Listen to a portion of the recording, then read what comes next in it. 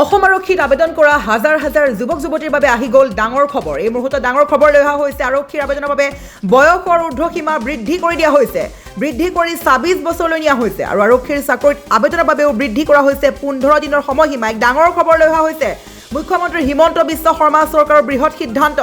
যিসকল নিবনুৱা আছে, যিসকল অসম আৰু আৰক্ষীত চাকৰি বিচাৰি হাহাকাৰ কৰি আছে, সেই সকলৰ বাবে এই মুহূৰ্তৰ আটাইতকৈ ডাঙৰ খবৰটো হৈছে আৰক্ষীত আবেদন কৰা হাজাৰ হাজাৰ যুৱক যুৱতীৰ বাবে আহি গৈছে বিগ আপডেট।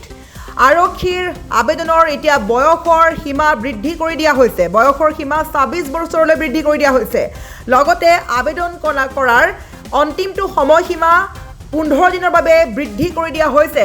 মুখ্যমন্ত্ৰী হিমন্ত বিশ্ব শৰ্মাই চৰকাৰে কৰিছে বৃহৎ মন্তব্য। আৰু লগতে ক'ব লাগিব যে যিহেতু বৃদ্ধি কৰা হৈছে আবেদনৰ সময়সীমা আৰু আৰক্ষীৰ নিযুক্তিক লৈ এই ডাঙৰ খবৰ লৈ অহা হৈছে। এতিয়াৰে পৰা ২৬ বছৰ বয়সলৈকে কৰিব পাৰিব আবেদন। আৰু আবেদনৰ বাবে নিম্নতম বয়স হৈছে ১৮ বছৰ আৰু সৰ্বোত্তম বয়স হৈছে ২৬ বছৰ। লগতে ক'ব লাগিব আৰক্ষীৰ চাকৰিত যিসকলে আবেদন কৰিবলৈ বিচাৰি আছে সেই সকলৰ বাবে ডাঙৰ খবৰ। আবেদনৰ বাবে বৃদ্ধি কৰি দিয়া হৈছে ১৫ দিনৰ সময়সীমা। লাষ্ট ডেট যিটো আচলতে অন্তিম সময়সীমা ডেডলাইন বান্ধি দিয়া হয়, সেই অন্তিম সময়সীমা বৃদ্ধি কৰি দিয়া হৈছে। মুখ্যমন্ত্ৰী হিমন্ত বিশ্ব শৰ্মা চৰকাৰে লৈছে বৃহৎ সিদ্ধান্ত।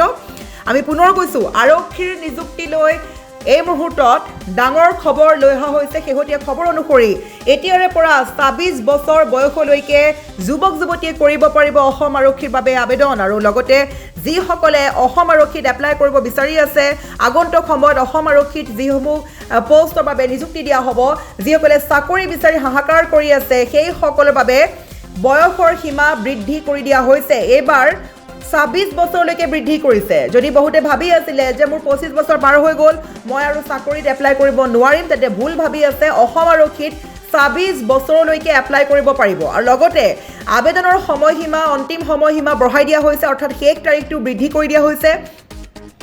অন্তিম সময়সীমা ১৫ দিনৰ বাবে বৃদ্ধি কৰি দিয়া হৈছে। গতিকে যিসকলে আবেদন কৰিবলৈ ৰৈ গৈছিল বা আবেদন কৰিবলৈ পাহৰি গৈছিল বা ধৰি লওক আবেদনৰ অন্তিমটো সময়সীমা পাৰ হৈ যোৱা বুলি ভাবি আছিল, তেন্তে সেই সকলৰ বাবে এই মুহূৰ্তৰ আটাইতকৈ ডাঙৰ খবৰ বা ভাল খবৰটো হৈছে এতিয়াও কৰিব পাৰিব আবেদন। নিম্নতম বয়স ১৮ বছৰৰ পৰা ২৬ বছৰলৈকে যুৱক যুৱতীয়ে কৰিব পাৰিব আবেদন। আবেদনৰ অন্তিমটো সময়সীমা বৃদ্ধি কৰি দিয়া হৈছে।